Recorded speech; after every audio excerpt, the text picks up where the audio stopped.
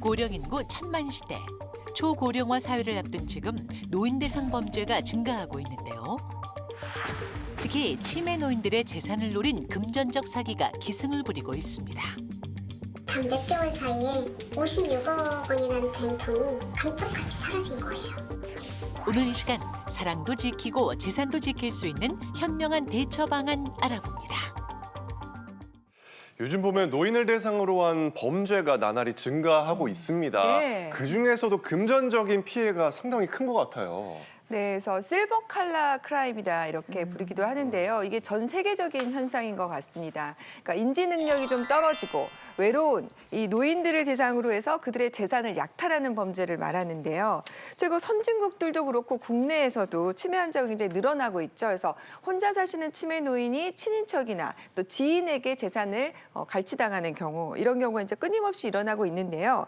정부에서도 이제 이걸 해결하기 위해서 2018년에 치매 노인들을 위한 공공 후견인 제도를 도입을 했습니다. 그런데 2023년 9월 기준을 보니까 공공 후견인으로 활동이 가능한 사람이 1,247명 정도이고 또 이 서비스를 받는 치매 환자가 260여 명에 불과하다고 해서 아직도 취약한 부분이 굉장히 많은 것 같습니다. 네, 저희가 금요일에 팩트체크 방송할 때 막 팩트 사냥꾼 이렇게 소개해드리는데 어떻게 노인에다가 사냥꾼이 붙어가지고 노인 사냥꾼 이런 말이 생겨나나 참 네. 답답합니다. 근데 이걸 잘 들여다보면요. 간병하는 사이, 돌봄하는 사이에서 이런 안타까운 사건들이 발생하더라고요. 왜 그럴까요? 자, 일단은 우리가 네. 벌써 천만 노인 시대가 시작이 됐습니다. 그리고 그중에서도 홀로 사시는 어르신들이 굉장히 많아졌죠. 지금 어르신 3분 중에 1분은 혼자 살고 계신다. 네. 이럴 정도로 혼자 계신 분들이 많다 보니 사실 우리가 질병이나 혼자 이렇게 남겨주신 분들이 가지고 있는 취약성들이 있죠. 이런 부분들에 예를 들어서 아프다. 그럼 누군가와 함께 살면서 의지를 할 수밖에 없는데 의지는 그냥 의지로 끝나지 않습니다. 오래 살다 보면 신뢰도 생기고요. 거기에 따라서 여러 금융 업무도 처리하게 되죠. 그러면서 통장 번호도 열게 되죠. 여러 가지 재산 어떻게 있는지 사적인 것도 다 알게 되죠. 그러면서 사실상 이 개인이 노출이 되게 되는데 문제는 이 가족들하고 사이가 좋으면 괜찮은데 가족들이 또 사이가 안 좋은 경우는 이분을 그냥 돌보는 분들에게 맡기게 되는 이런 상황이 벌어지다 보니 금융 범죄에도 굉장히 취약하게 노출이 되게 돼 있습니다. 너무 안타까운 일이지만 나쁜 마음을 먹은 분들 바로 이 틈을 파고 들어온다는 거 꼭 기억하셔야 될 것 같습니다. 네, 지금부터 소개해드릴 사건 집중을 해주셔야겠습니다. 실제로 일어난 일이죠. 네, 자. 치매 80대 자산가 통장에서 사라진 56억 원은 그리고 결혼 2개월 만에 숨진 치매 노인 통장에서 56억 원 사라졌다. 네. 이거 기사로 접한 분들 계실 거예요. 그러니까 가족들조차 몰랐던 새어머니의 존재가 있었고 아버지의 통장에서 56억 원이 인출돼서 사라진 상황인데요. 이거 어떤 내용인지 화면을 통해서 만나보겠습니다. 89세 아버지의 재혼과 사라진 56억. 아들과 며느리가 말하는 사건의 시작은 이러했습니다. 5월 31일 날 은행 직원한테 전화 한 통을 받았습니다. 그 아버지 통장에서 거액의 돈이 인출이 되고 있고 아버지한테 연락을 취하려고 해도 연락이 닿지 않는데 상황 자체를 알고 있는지 궁금해서 연락을 해줬다라고 하더라고요. 은행에서 전화를 바로 받고 아버지 집부터 달려갔어요.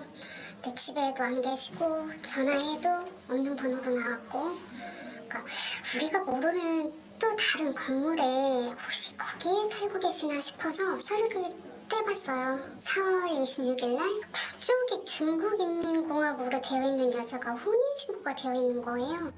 89세 아버지가 혼인신고. 갑작스러운 새어머니의 등장.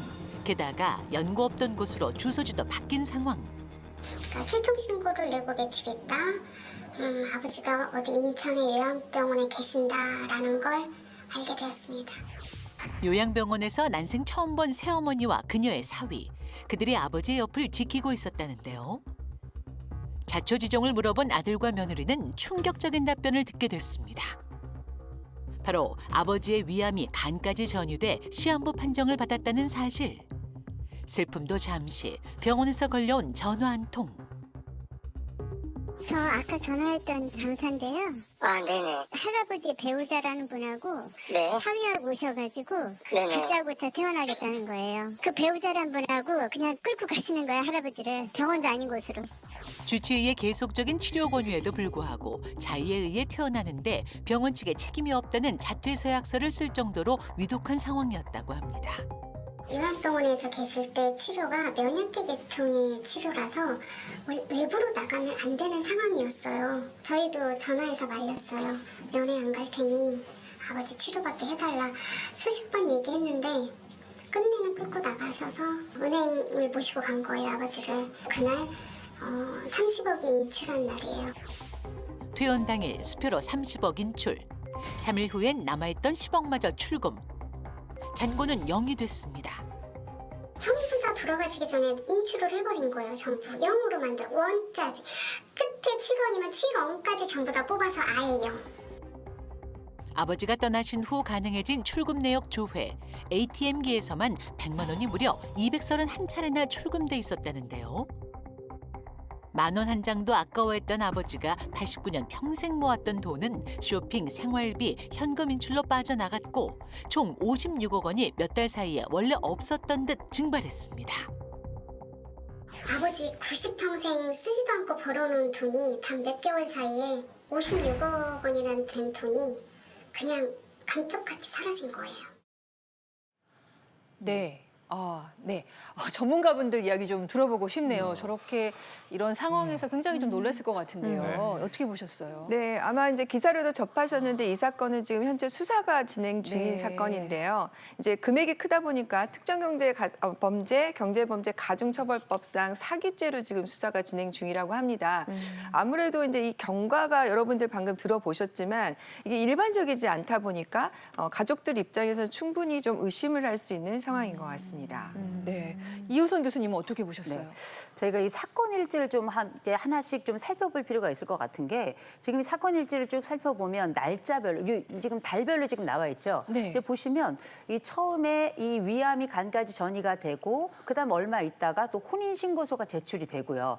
그다음에 이제 유언 공증증명서도 작성이 되고 그리고 나서 여러 가지 과정을 거쳤다가 벌써 6월 7월로 넘어가면서 결국은 아버지가 사망을 하시는데 그 사이에 보니까 30억에 10억에 계속 돈이 빠져나가는 게 보이는데 그 가운데 제가 관심 있게 봤던 게 뭐냐면 접견 신청이 거부가 되고요. 거기다가 강제 퇴원이 지금 일어난 시점 보이시죠? 이런 걸 보면서 제가 느꼈던 건 지금 사건이 진행 중이긴 합니다만 일단 제 눈에 보이는 건 이 아버지 시선에서 이 사건을 좀 봐야 되겠다. 혹시 노인학대 정황은 없는가 이런 부분도 한번 살펴봐야 될 것 같습니다. 네. 이 사건에서 가장 중요한 핵심은 이거라고 생각이 돼요. 이 아버님의 의사가 어떤 것이냐. 정말로 이 여인을 사랑해서 혼인을 한 것인지 그렇지 않고 다른 방법으로 혹시 혼인 신고를 한 거 아닌지 그리고 이제 돈을 인출했을 때도 본인의 진짜 의지로 자발적으로 인출한 건지 아니면 혹시 다른 영향 때문에 인출한 건지 이게 가장 중요한 핵심 쟁점일 것 같습니다. 정말 씁쓸합니다. 아니 이런 식으로 이런 사건이 일어나다 보니까 어르신들이 뭐 재혼한다고 그러면 자식들이 그렇게 다들 말리는 모양이에요. 맞아요. 아니 정말 그래서 다들 결혼하지 마시고 사실혼 관계로 지내시면 안 돼요. 이런 식으로 얘기하는 게 아닐까요? 아, 근데 제가 또 법금맨으로서 사실은 또 제가 알기로는 이게 그 재산 분할이 가능하다고 알고 있거든요. 왜냐하면 사실혼 자체가 이게 결혼이랑 똑같다고 하는 거 아닙니까? 네, 맞습니다. 사실 사실혼과 법률혼은 혼인신고가 되어 있느냐 안 되어 있느냐 차이밖에 없거든요. 그래서 실질적으로 부부로 살고 당사자 사이에 우리는 결혼한 사이다라는 주관적인 의사가 있고 실질도 결혼에 준해서 갖춰 있으면 이제 이거를 법률혼과 똑같이 사실혼으로 보호를 하면서 이혼할 경우에는 위자료 재산 분할 청구를 할 수가 있어요. 다만 이제 차이점이 또 뭐냐면 상속이 안 된다는 게 차이점인데 아마도 이제 혼인신고를 서두르고 한 것은 이렇게 사망을 할 수 있으니까 특히 이제 병이 위중하니까 이렇게 상속이나 이런 거 재산적인 부분을 목적으로 한 것으로 볼 수 있다 좀 이렇게 보입니다. 사실혼 관계에 있다가 배우자가 사망하게 됐을 때 상속이 안 되는 건가요? 어떤가요? 그렇죠. 이제 사실혼 관계에서는 상속은 안 돼요. 헤어질 때 재산 분할은 되는데 상속은 안 되는데 그렇다면 혼인 신고하면 무조건 상속을 받을 수 있을까요? 제가 얼마 전에 이런 상담을 한 기억이 나는데요. 어떤 이제 30대 젊은 아들이 이제 큰 벤처 사업을 해가지고 수십억 자산을 이제 마련하게 된 거예요. 네. 근데 이제 안타깝게도 교통사고가 나서 중환자실에 입원하고 있다가 이제 세상을 떠난 그런 안타까운 사건이 있었는데 부모님이 상담을 오셨어요.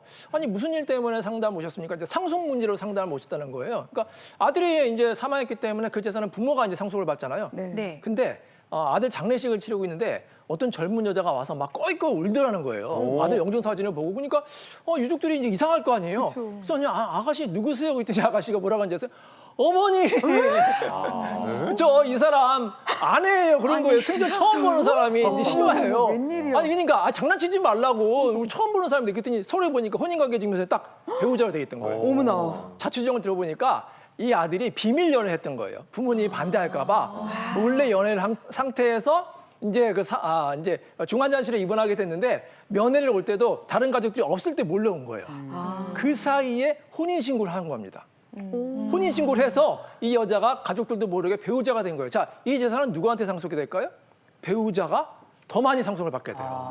부모와. 1.5인가요? 1.5. 그리고 만약에 이 아내한테 아이가 있다면 이 아내가 전부 다 상속을 받을 수 있습니다. 그만큼 혼인신고가 중요해요. 혼인신고는 단 하루를 살아도 상속이 되는데 사실혼 같은 경우에는 10년, 20년 살아도 상속이 되지 않습니다. 네.